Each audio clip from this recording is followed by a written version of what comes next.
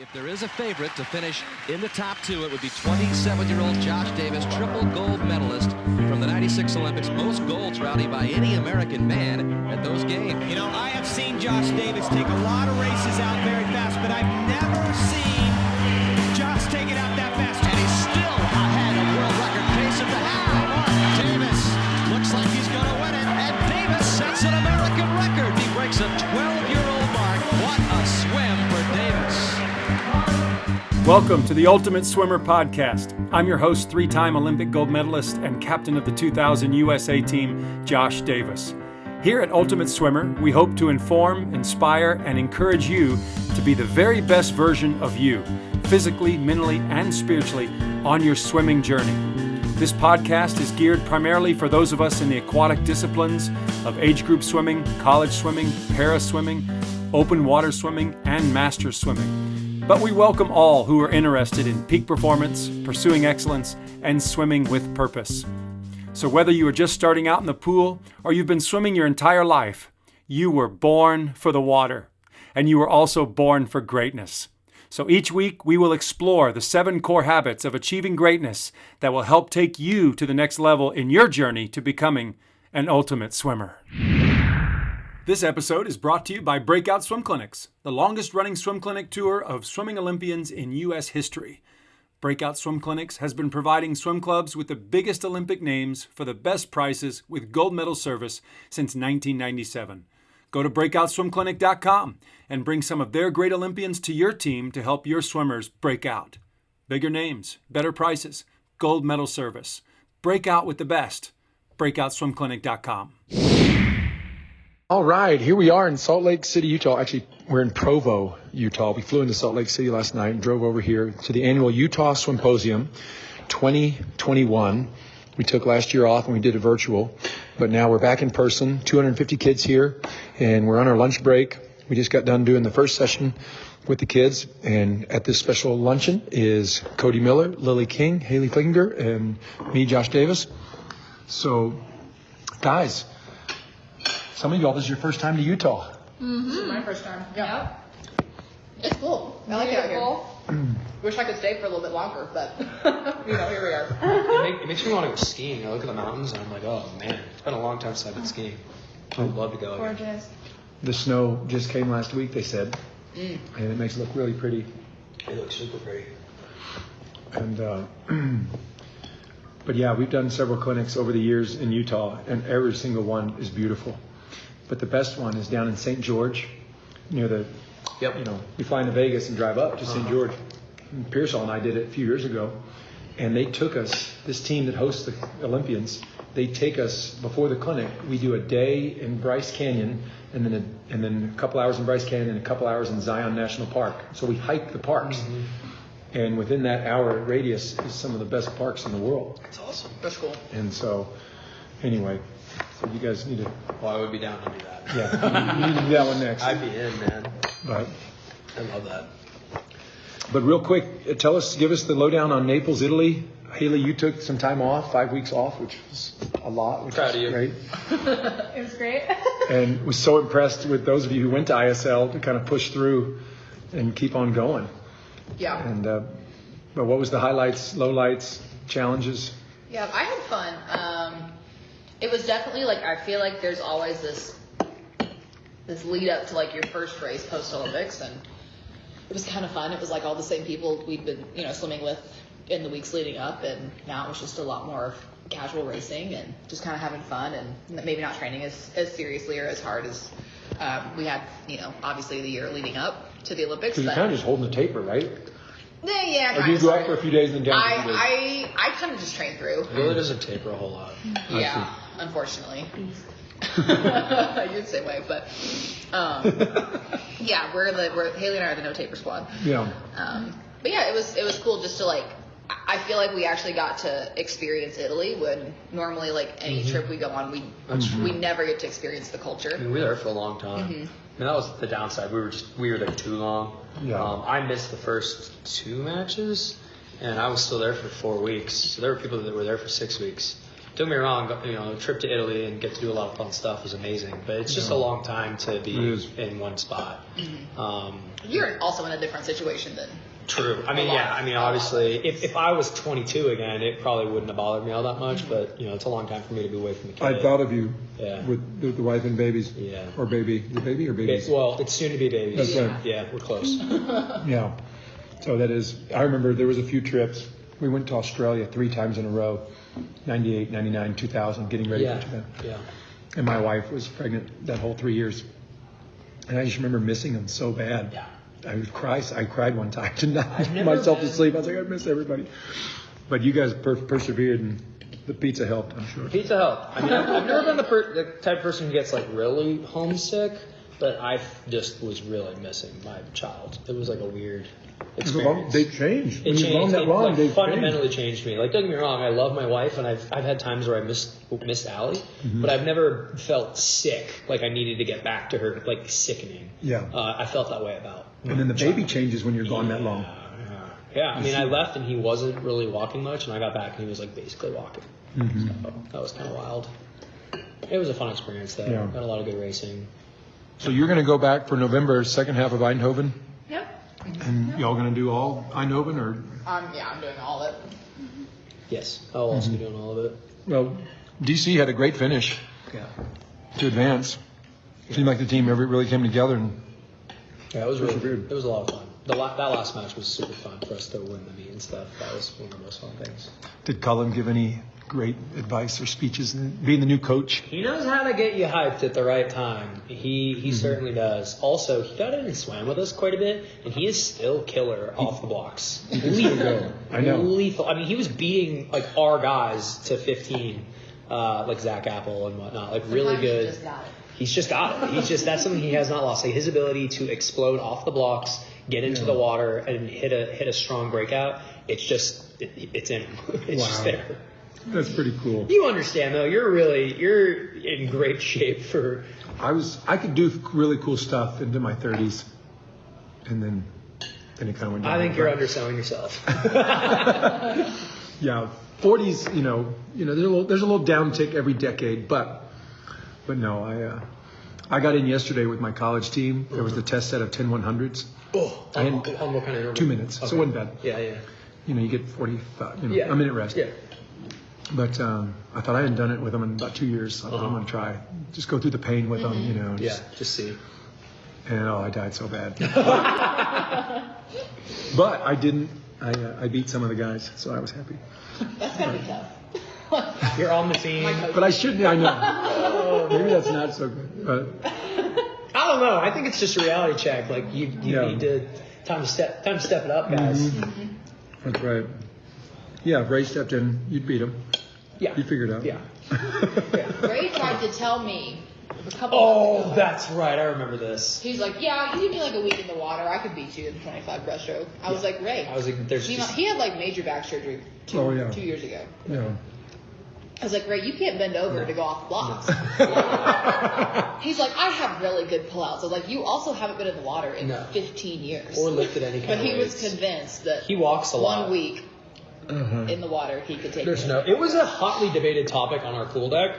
And it wasn't Most hotly people, most people sided with there's just no way because Ray's it's not that Ray's not in good shape, but he has done nothing explosive in probably 10 years. So just exploding off of the block, that's a different kind of thing. Mm-hmm.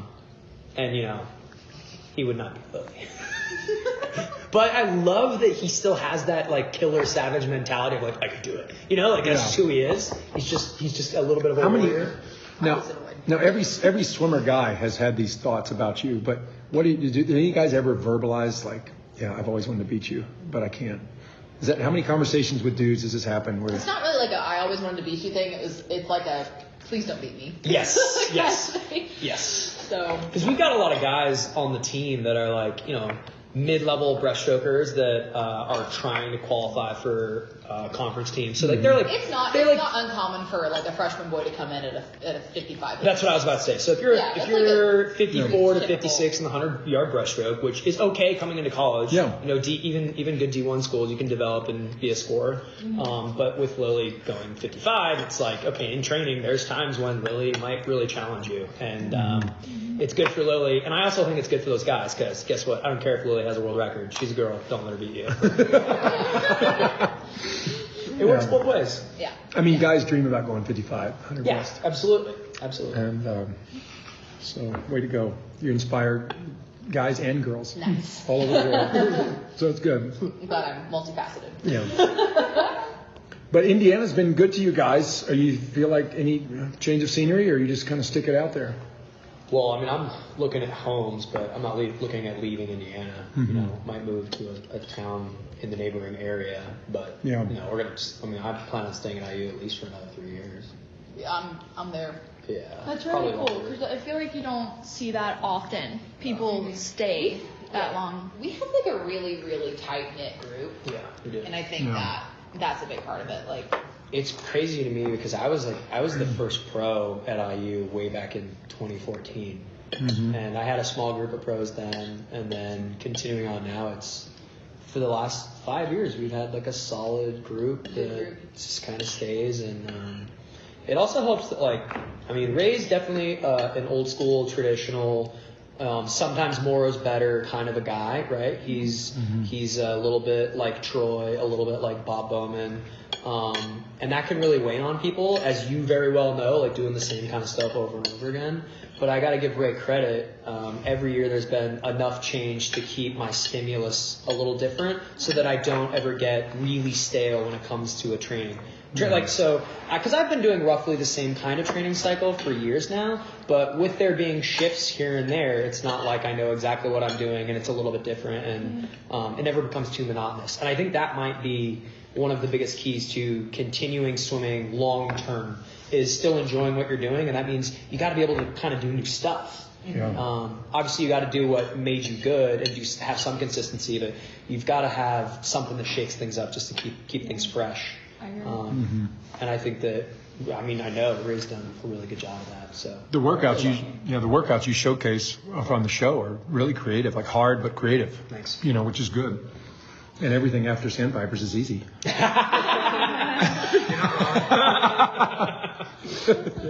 think I'm the only one that didn't come from like a beat down type of age group club. Even Blake came from a pretty aggressive program. Yeah, you guys did yards, didn't you, Haley? Yeah. Lots. I'm trying to think who might not. Yeah, I came from a regular sprinty background. Yeah, I did too, and I just built into the distance as I got each year. That's how it was. I did not do much in high school. Not much at all. But we've definitely transitioned though over. I'd say over the last 4 years, like our training program has become more. There's been more of an emphasis on quality and power, and less emphasis on some of the yards. So like overall, just as a whole, like the college team, even the middle distance and the distance group, like their total weekly volume is less than what it would have been 5 years ago. Yeah. Because there's a little more focus on those other things. Just small changes. How much weekly yardage were you doing coming in? Or like your freshman year? Like freshman year at IU? Yeah. It was probably in the neighborhood of 70,000 a week. I was saying we were probably like, when I came in, it was probably 65 to 70. Well, because if you think about it, like most of our middle distance swimmers were going 10 swims a week, and most of those practices were about 6K, some were over, some were under, so you're looking at about 6,500 a week. Yeah. It's less now. It's like our mid D group is like on average probably around 5 a week, maybe a little less, maybe a little more. 50K, you mean? Mm-hmm. Yeah. No, they do that. No, because a lot of them switch into the mid strokers. A lot of them. You mean a lot of them don't do 10 practices a week anymore? Yes, that's a good one. And Haley, we were talking about that this morning. How weights combined with hard swims kind of helps not swim hard all the time. Yeah, for sure. Well, depending on the person, I think everyone's different when it comes to all the stuff that is put into it. Yeah. And so you made a big switch a few years ago from Georgia to Arizona State. And give us the recap on that. Was it a smooth transition? Did it take a while to get used to Bob's stuff? I mean, Jack and Bob have probably some similarities. Very similar, yeah. Similar but different.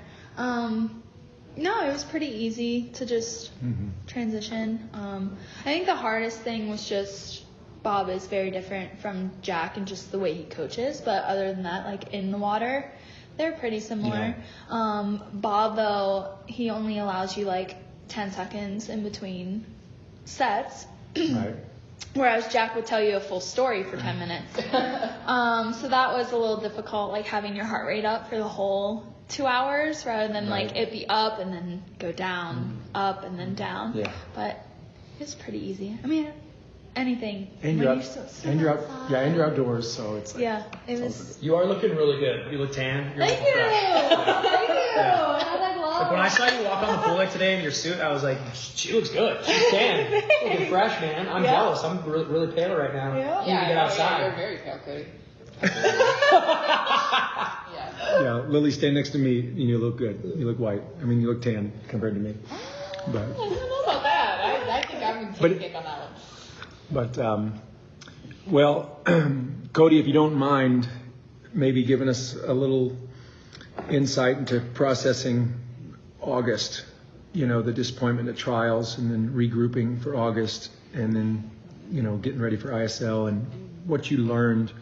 We learn a lot in the valleys. Yep. You know, the four of us here and like the rest of our national team friends, we have a significant number of mountaintops, which has been wonderful and we feel blessed. But nobody hears about our valleys very much because they see us on YouTube at our mountaintops. Yeah. But they don't. And you've been pretty. Well, I try to talk. You've been vulnerable with your valleys. I think it's important to talk about those kinds of things because, like you just said, you see the highlights and the success stories, and you don't see the other stuff. And I think that part of the role that I've taken on is trying to humanize the idea of the Olympian because we were just like all the kids here at this clinic. We were just like them one day. Like Josh, I remember being a 12-year-old and you came and did a clinic for my club team, and I was like, oh my God, you know, like that. I remember that.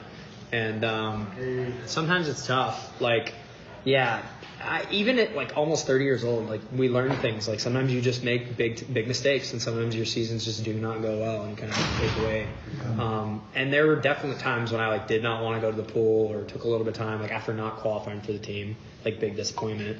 And then like you like assess. It's like, okay, like what did I do wrong? What could I have done better? And it's never just one thing. It's usually a combination of things, you know. And some things were my fault, certainly. Like I think it's important to own your downfalls and your own mistakes. Like I made decisions that negatively impacted my training, not knowing that it would, and I have to own that, right? Like I'm not going to point fingers and blame everybody else because it's on me, right? Yeah. But then at the same point, like there's times like you're just at a different point in your life. Like I did my best to shield myself from the notion that having a kid the year before the Olympics, it was going to affect my training.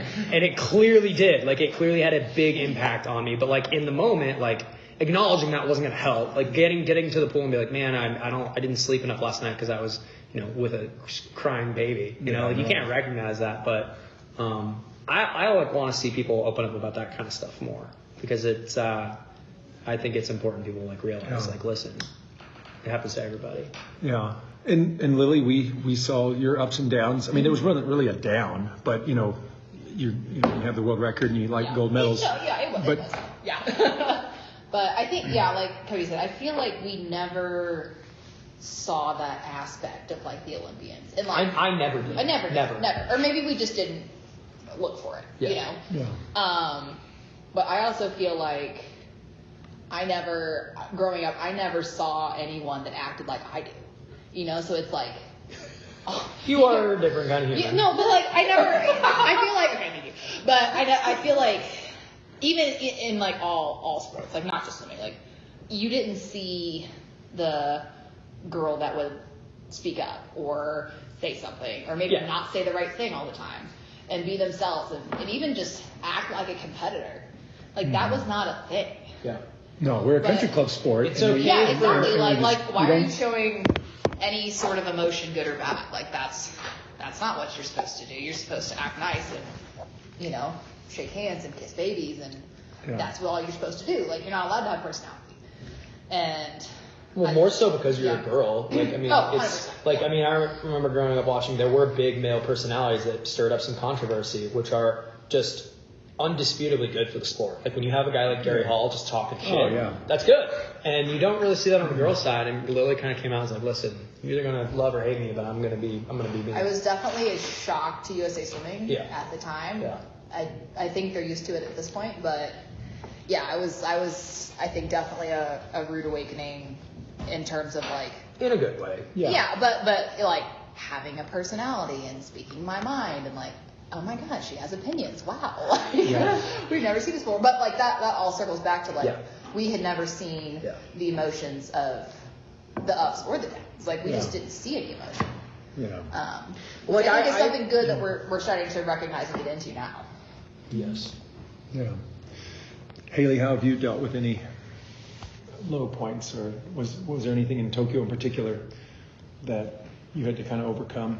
Yeah, I think we all go through it. We're our worst critics, all of us, so we all go through it. But luckily, we all had each other. We had the best suite. We had the old lady suite. Was it the two of you, or were there more? So it was Ledecky, Simone, Natalie, Allison, you and I. Yeah.